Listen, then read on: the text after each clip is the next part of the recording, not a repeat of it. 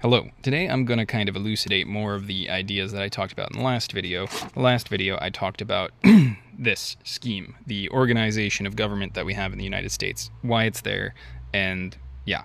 So basically, we as a country constitute a political body, right? Each one of these branches is like a major organ.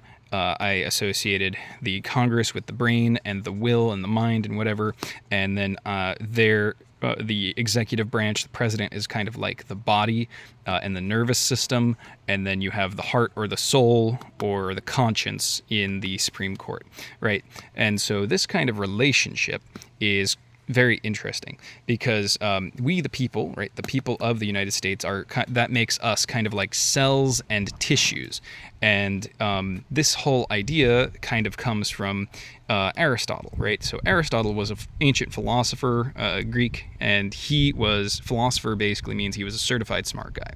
And so he came up with this idea, right? He wrote about a lot of really smart things, and one of the things he wrote about was politics. In fact, the word politics kind of comes from him. And so he defined a nation, or he defined the purpose of like a good country is a nation should serve its citizens, right? So he was talking more about cities because nations were basically cities back then. But anyways, so a nation should serve its citizens. And he also said that, well, you might ask, who are the citizens? And the citizens are those who serve the nation, right? So there's kind of this reciprocal relationship where I do stuff for the political body and the political body does stuff for me. And that makes a lot of sense because, well, think about it. So if you're just sitting there mooching off the system, eventually that incentivizes people to mooch off the system. So there's going to be a whole bunch of people taking from the system, from the political body, and not giving to it. And if we're keeping this kind of metaphor of the body, that's what we call cancer. They're cells that take and they don't give. And so, and if we are the cells of the body, and these are the organs, if the organs are giving most of the cells, and most of the cells are not giving to the organs, the whole thing will fall apart. The body will die. And so he recognized that all the way back then. This was in the BCs, like the 300 BCs. And basically he defined different types of government. There's rule by many, rule by some, and rule by one. And he said that and he defined them as good and bad versions of the same thing. So a polity was good, rule by many, aristocracy, good rule by few, kingdom, good rule by one, and democracy, oligarchy, and tyranny were the same thing, but they were the bad versions. For those of you who don't know, democracy, demo, literally means mob, and cracy means rule by. So, rule by a mob doesn't sound very good. Anyways, so he said that there could be good versions of all these different types of governments. You could have, a good nobility that cares for the people. They take care of the people and the people take care of them. There have been instances of that in the past. There could be good kingdoms, right? Where where one good king actually did a lot of good stuff for his people. And there's wind blowing, so I'm going to put this over here. And there have been instances of that in history. For example, one of my greatest examples of it, one of my favorite people in history is Justinian the Great. And some people even call him a saint. He did things like build cool churches. He did things like make the country rich. Byzantium was Rome, and they owned this little tiny spit of land when he first got into power, after he got off the pig farm and decided, hey, I'm going to be emperor now. And then he reconquered all of Rome. He made Rome Roman again. And he also arguably made it great again, even though it was in decay for thousands of years. He won tons of wars. He took 3,000 years of bad laws that made no sense and contradicted each other, and then he wrote it all, and he made it all rational. He put them all together in one book and made sure every lawyer and judge in the entire kingdom had the same laws.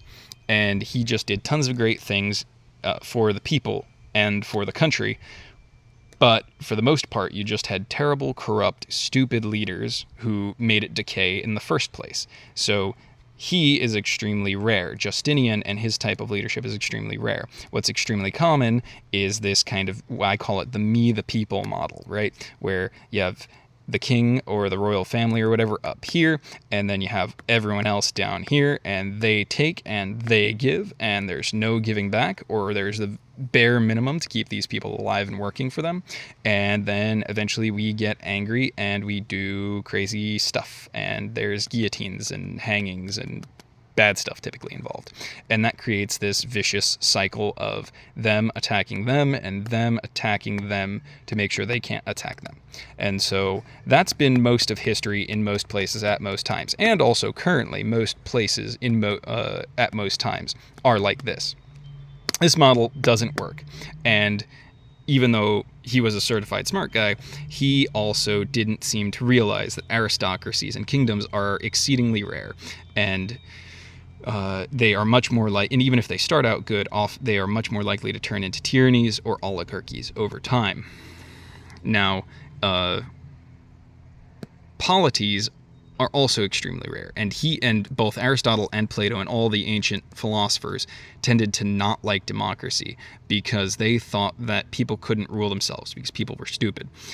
But then you had the foundation of America, right? And we created this system, which did the best job of restraining. So James Madison, one of the founding fathers, said that the restraint of the government should lie in the people, and the restraint of the passions, the reason of the people, is the best restraint against government. And the restraint of the people's passions, so that back in the day in the Christian lingo means sin, or basically your impulse to do stupid stuff, right, is best constrained by the government. And so, okay, well, I get angry and I want to murder someone, right? The government prevents me from doing that. Through disincentives, through police, through all these other things, right? However, the government,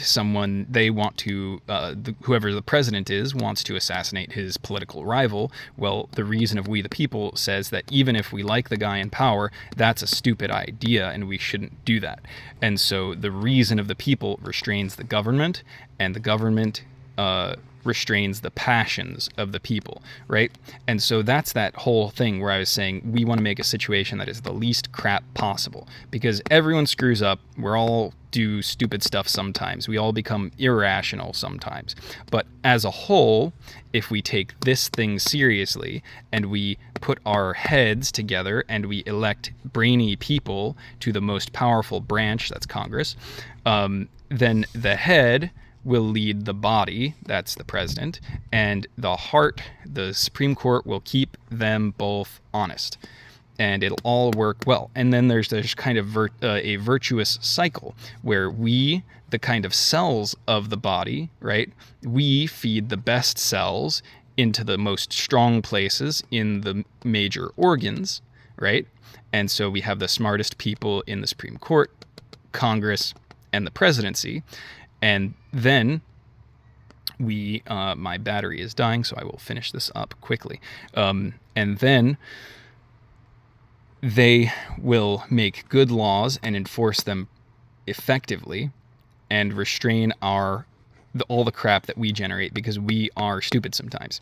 And so the reason why in both of these images you notice that red, we the people, takes up the vast majority of this space and it's the brightest color, is because we are everywhere, right? There's not some privileged class that they do all the representation.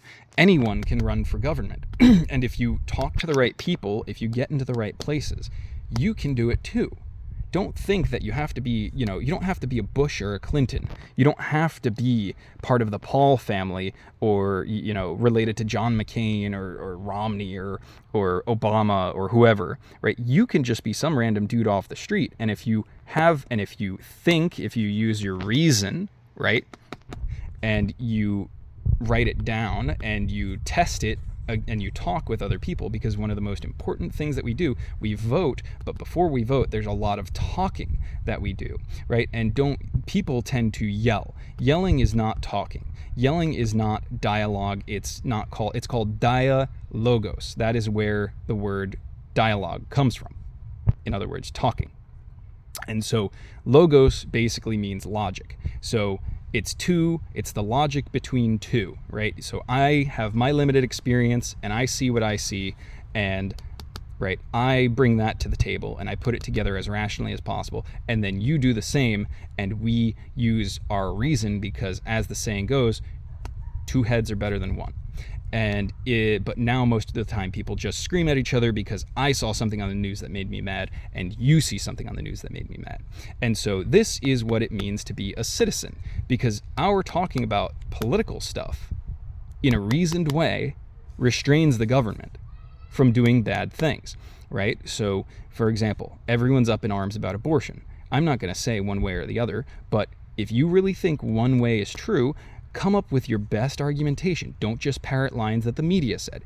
If you're on the right, don't just parrot the line, well, life begins here, so I said so. If you're pro-choice, don't just parrot the line, women's body, women's choice, right? Because those are jargonistic sayings. You don't actually know what you mean by that unless you've articulated the underlying ideas.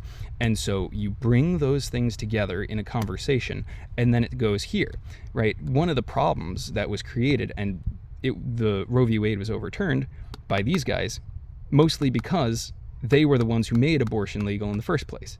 No law was ever passed. It wasn't a representative thing. We, the people, never said abortion was okay. The executive branch didn't do it. We never elected anyone to say that. They just did it without any warning. They changed their way of interpreting the Constitution. They changed everything. And so that's why it's been such a big thing amongst conservatives for so long that Roe v. Wade was a thing. Even conservatives who don't believe in absolute bans on abortion didn't like Roe v. Wade. There were liberals that I know who didn't like Roe v. Wade because they just changed the law randomly. And then they changed it back when they overturned it to the way that it was before. So now it doesn't mean that Congress could still make it a right. We could still pass a constitutional amendment to make it right. We could even, with just, 51% of Congress, we could make it a right in law too. But we have to talk about it, because there are a lot of people who are very convinced one way or the other, and there are a lot of people who have like a middle ground position, and then there's also people who have no idea because they haven't really thought about it too hard. And those people are the ones you're trying to convince who are in the middle ground, right? And that's kind of what it means to be a citizen, because through this conversation, through convincing each other, right, we get smarter. And when we get smarter, our institutions get smarter, because the people we send there get smarter. And also, you need to start actually, if you want the country to get better, you need to do something, right? It's on us, because I'm trying to do stuff. I'm looking into running for office. I'm talking to politicians, like I'm trying to meet them. And I'm also not only voting, but I'm researching who I'm voting for, and I'm voting for people in primaries.